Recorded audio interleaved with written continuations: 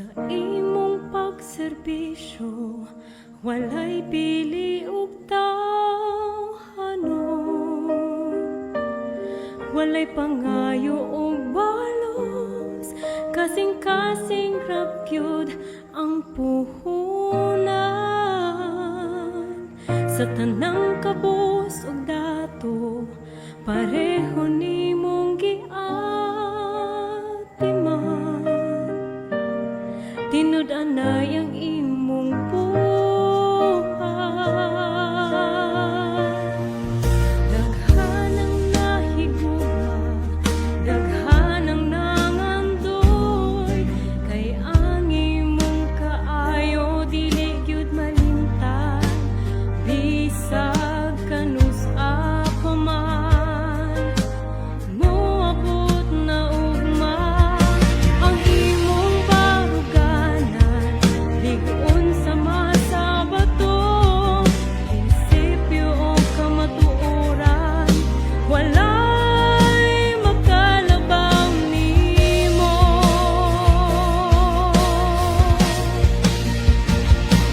Gimingaw kaayong pinimo, Kapitan Dodong, ang imong mga pagtabang nagpabilin sa among kasing-kasing. Hustisya, hustisya, among gipangayo, ihatag na itawon sa among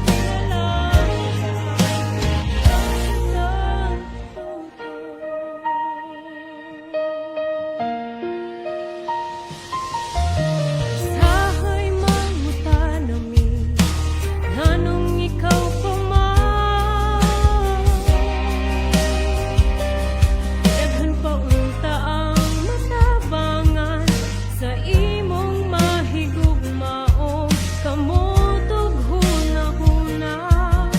Dili lang imong pamilya ang imong gihigugma, kundi tibuok tawongan nituo sa imong pagpanerbisyo.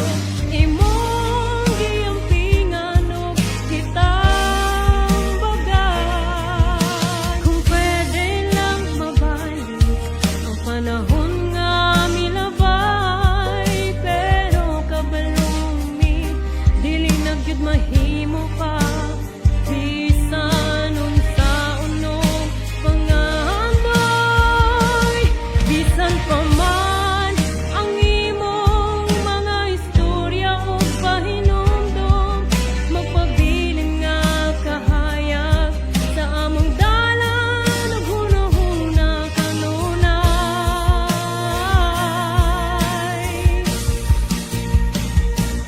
Gimingaw kaayong minimo, Kapitan Dodong, ang imong pagpapatawa nagpabiling buhi ug inspiring kaayo. Ug kabuutan nimo, walay kama sa uban. Hustisya, hustisya, ihatag na intawon sa among pinalanggan, Kapitan Dodong.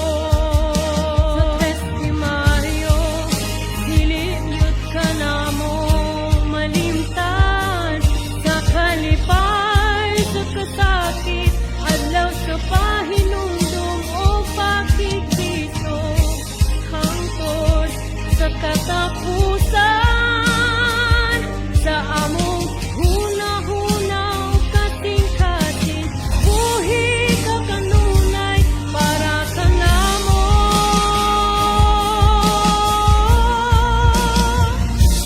Kapitan Dodong, imong ngalan dili gyud mawagtang sa kasaysayan, leader og bayan.